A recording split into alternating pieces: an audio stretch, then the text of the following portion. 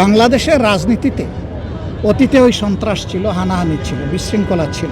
জুলাইয়ে এত রক্ত আমরা দিলাম, তারপরে আর রক্ত কেন দিতে হবে রাজনীতির জন্য? এখানে মুখ চলবে, হাত চলবে কেন? মুখ চলবে ভদ্রভাবে, অভদ্রভাবে নয়। রাজনীতি হবে ভালোবাসা এবং পারস্পরিক শ্রদ্ধার উপর ভিত্তি করে। আপনারা জানেন গত 9 এপ্রিল বাংলাদেশে 2টি উপনির্বাচন ছিল জাতীয় সংসদের। একটি শেরপুর, আপনাদের পার্শ্ববর্তী জেলা, আর একটি বগুড়া। এই 2 জায়গায় আমরা আশা করেছিলাম যে নির্বাচনে, বিগত নির্বাচন যেভাবেই হোক, এখন একটা সরকার হয়ে গেছে। আমরা কেউ বসেছি সরকারি দলে, কেউ বসেছি বিরোধী দলে। এখন সুন্দরভাবে দেশটা সামনের দিকে এগিয়ে যাক।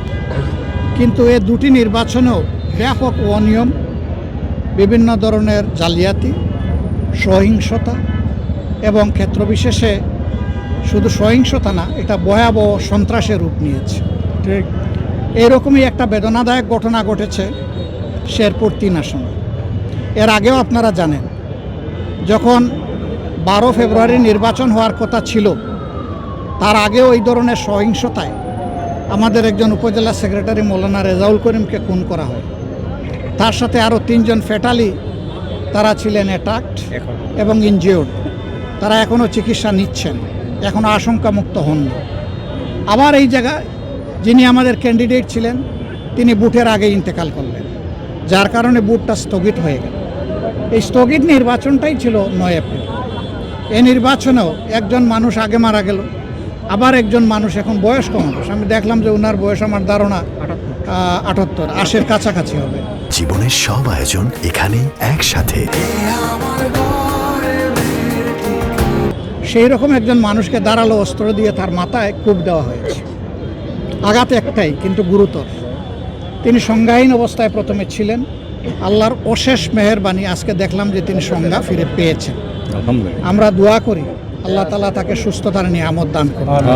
আমাদের কাছে প্রথমে খবর গিয়েছিল তিনি যখন সংজ্ঞাহীন হয়ে যান যে তিনি ইন্তেকাল করেছেন। আমরা সংসদের ভিতরেও সেই কথাটা বলেছি, কিন্তু আল্লাহর শুকরিয়া যে আল্লাহ তার হায়াত রেখেছেন। তিনি সেই সংজ্ঞাহীন অবস্থায় থেকে এখন সংজ্ঞা ফিরে পেয়েছেন। বাংলাদেশের রাজনীতিতে অতীতে ওই সন্ত্রাস ছিল, হানাহানি ছিল, বিশৃঙ্খলা ছিল। কিন্তু জুলাইয়ে এত রক্ত আমরা দিলাম, তারপরে আর রক্ত কেন দিতে হবে রাজনীতির জন্য? আমরা তো আশা করেছিলাম যে রক্ত দেওয়াটা ওখানেই শেষ হবে, রাজনীতির ময়দানে সুস্থতা ফিরে আসবে, রাজনীতি হবে ভালোবাসা এবং পারস্পরিক শ্রদ্ধার উপর ভিত্তি করে। আমার আদর্শ আমার কাছে, আরেকজনের আদর্শ তার কাছে।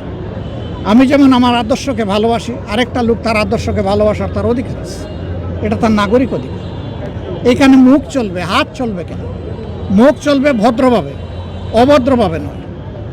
আমরা এবার সংসদে দেখেছেন, প্রথম দিন স্পিকার মহোদয়ের নির্বাচনের পরে প্রথমে সংসদ নেতা বক্তব্য দিয়েছেন, তারপরে আমার সুযোগ ছিল। আমি সেখানে অনুরোধ করেছি, আসুন এই সংসদকে আমরা একটা উদাহরণ বানাই। অতীতে এই সংসদে দাঁড়িয়ে জনগণের কল্যাণের চাইতে পরস্পরের চরিত্র হননে সময় ব্যয় হয়েছে বেশি। কাদের টাকায় সংসদে বসি? জনগণের ট্যাক্সের টাকা খরচ হয়, প্রতি মুহূর্তে প্রায় 60 লক্ষ টাকা সেখানে খরচ হয়। এটা কি মামুলি কথা? এই টাকা খরচ করার ক্ষেত্রে আমাদের কলিজা কাঁপবে না?